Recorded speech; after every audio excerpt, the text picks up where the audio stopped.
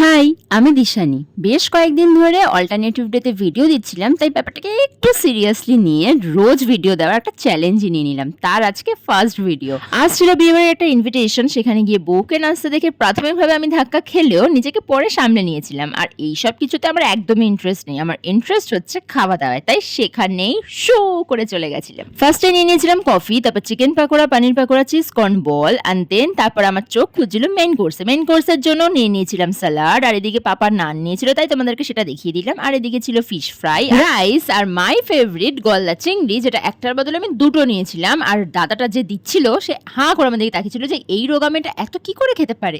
যাই হোক, আর তারপরে নিয়ে নিয়েছিলাম পোলাও আর মাটন, আর সেটা খাওয়ার পর চলে গেছিলাম সোজা ডেজার্টে। সেখানে চাটনি, পাঁপড়, মিষ্টি, এই সব কিছু নেওয়ার পর ডেজার্ট প্লেটটা দেখতে এত সুন্দর লাগছিল। তারপর আমি নিয়েছিলাম কুলফি, আর কুলফি খেতে খেতে বিয়ে দেখছিলাম। আর বিয়ের এখানে সিঁদুরদান শেষ, আর আমার ভিডিওটাও। তো চলো টাটা।